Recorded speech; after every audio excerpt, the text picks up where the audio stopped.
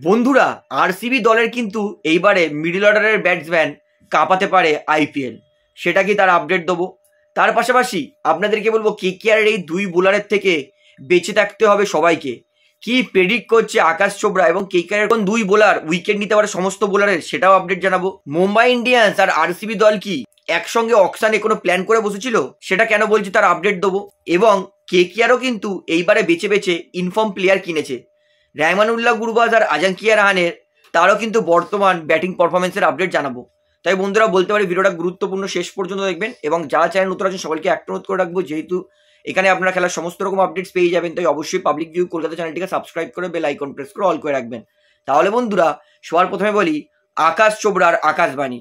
আকাশ চোপড়া তিনি কিন্তু বলছেন এই বছর কলকাতা নাইট রাইডার্সের দুই বোলার সমস্ত দলের কিন্তু উইকেট ফেলতে চলেছে। তিনি বলছেন কেকেআরের দুই বোলার বারুণ চক্রবর্তী তার চক্রবিউ এবং সুনীল নারিন দ্য জাদুঘর, এরা দুজন মিলে কিন্তু আইপিএল এর প্রত্যেক কটা অপোনেন্ট দলের মিডল অর্ডারের কোমর ভাঙতে চলেছে। তিনি বলছেন সুনীল নারিন 10 বছর ধরে যা ক্রিকেট খেলছে, 10 বছর হয়ে গেল, 3 বার তিনি তার অ্যাকশন বদলেছেন, তাও সুনীল নারিনকে আইপিএলে কোনো ব্যাটসম্যান সেরকম ডমিনেট করতে পারেনি। এখনও সুনীল নারিন সেরকম লিথাল, সেরকম উইকেট টেকার, সেরকম ইকোনমিক্যাল বোলার। আর এই মুহূর্তে বরুণ চক্রবর্তী দিন দিন আরও বেটার বোলার হয়ে উঠছে। তাই নারিন আর বরুণ চক্রবর্তীর এই 8 ওভার প্রত্যেক কটা দলের নাক মে দাম কার দেগা যেটাকে বলে, সেটা করতে চলেছে, এমনটা কিন্তু আকাশ চোপড়া প্রেডিক্ট করছে। এবং এটা কিন্তু আমি আগেও বলেছি, আমরা সবাই জানি ভারতের সমস্ত পিচেই কম বেশি টার্ন হয়, যেখানে একটু টার্ন হবে সেখানে বরুণ চক্রবর্তী আর সুনীল নারিন মিলে কেকেআরের জন্য কিন্তু ম্যাচ নিয়ে বেরিয়ে যাবে। এটা কিন্তু বলে দিচ্ছি, কারণ এই মুহূর্তে ভারতে যদি বেস্ট হোয়াইট বলে কোনো স্পিনার থাকে সেটা হচ্ছে কুলদীপ আর বরুণ চক্রবর্তী। তাই কেকেআর কাছে কিন্তু এবারে বোম্বাস্ত্র হচ্ছে কেকেআরের দুই স্পিন বোলার বরুণ চক্রবর্তী আর সুনীল নারিনের এই 4-4-8 ওভার। তো আকাশ চোপড়া কিন্তু এটা প্রেডিক্ট করেছে যে এই দুই বোলার মিলে প্রত্যেক কটা আইপিএল এর অপোনেন্ট ব্যাটসম্যানদের কিন্তু কোমর ভাঙবে। তো দেখা যাক আকাশ চোপড়ার এই প্রেডিকশনটা মেলে কিনা। এইবারে আপনাদেরকে বলি আরসিবি দল তাদের কিন্তু মিডল অর্ডার ব্যাটসম্যান এইবারে হয়েছে প্রচন্ড বিধ্বংসী। আরসিবি যে জেকব ব্যাথেলকে কিনেছে, জেকব ব্যাথেল এই মুহূর্তে বিধ্বংসী ফর্মে আছে। ওয়েস্ট ইন্ডিজের বিরুদ্ধে লাস্ট টি20 ম্যাচে জেকব ব্যাথেল আউটস্ট্যান্ডিং, প্রায় 193 স্ট্রাইক রেটে 62 রান করেছেন 32 বলে, যেটা একটা দারুণ। জ্যাক ব্যাথেল এই মুহূর্তে কিন্তু টি20তে যথেষ্ট একটা স্ট্যাবলিশড প্লেয়ার হয়ে উঠছে। তার টি20র ওভারঅল বলছি, তার স্ট্রাইক রেট 168, যেটা আউটস্ট্যান্ডিং, এবং তার টি20র ওভারঅল অ্যাভারেজ হচ্ছে 58-এর। মানে দারুণ জ্যাক ব্যাথেল খেলছে, এতে এক ফোঁটাও সন্দেহ নেই। তবে আমি বলবো যে আমরা এর আগেও অনেক প্লেয়ারের নাম বলেছি, যেমন আইপিএলের আগে শুনেছিলাম বেবি এবি এই করে সেই করে, কিন্তু আইপিএলে চলেনি। তো আশা করছি জ্যাক ব্যাথেল চলবে। তো দেখা যাক ম্যাচের মধ্যে যা হবে সেটাই বোঝা যাবে, কারণ আই হোপ জ্যাক ব্যাথেল ভালো করবে আরসিবির জন্য। এবং তার পাশাপাশি আরসিবি দলের কিন্তু মিডল অর্ডার ভালো আছে, তারা টিম ডেভিডকে অ্যাজ আ ফিনিশার কিনেছে। তো ওভারঅল কিন্তু আরসিবি দলের কিন্তু এই বছর মিডল অর্ডার আর ম্যাচ ফিনিশারটাও কিন্তু সমস্যা দূর হবে বলে আমার মনে হচ্ছে। তো ওভারঅল আরসিবি দল তারা কিন্তু ব্যাটিংটা যথেষ্ট ভালো গঠন করেছে। তো দেখা যাক আরসিবির এই বছর আইপিএলটা কেমন যায়।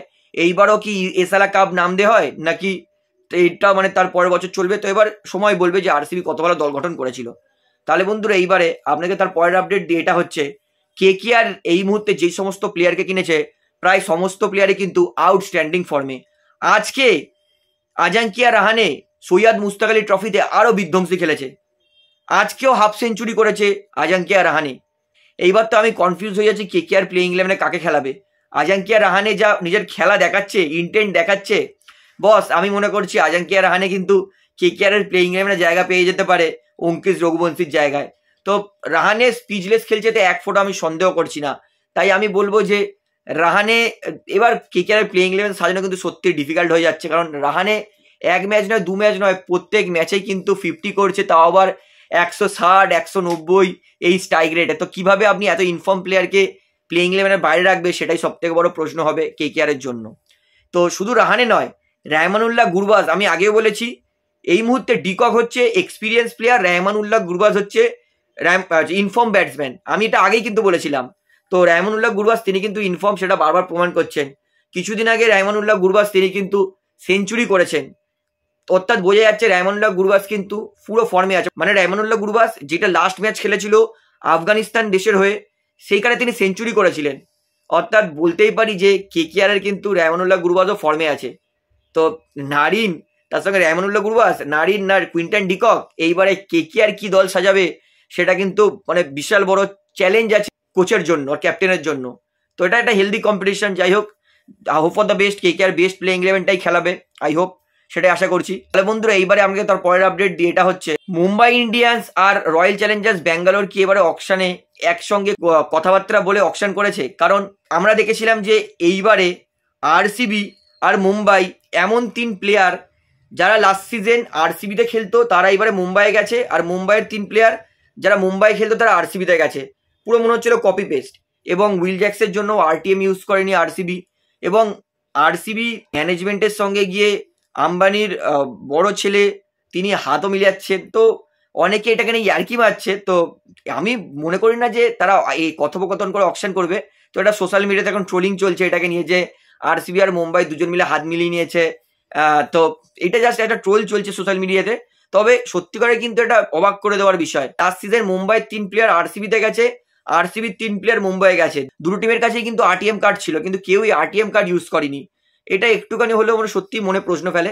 তবে আমি মনে করি যে এরকম হয় না, তবে এটা কিন্তু ভাবনারই বিষয় আছে। তাহলে বন্ধুরা আজকের এই ভিডিওতে আপনাদের এতটাই বলার ছিল। আশা করি ভিডিওটি আমার ভালো লাগলো। তো ভিডিওটি ভালো লাগলে অবশ্যই লাইক করুন, কমেন্ট করুন, শেয়ার করুন এবং চ্যানেল নতুন সকলকে অ্যাক্ট করবো। তারা অবশ্যই পাবলিক ভিউ কলকাতা এই চ্যানেলটিকে সাবস্ক্রাইব করে বেল আইকন প্রেস করে অল করে রাখবেন। ধন্যবাদ।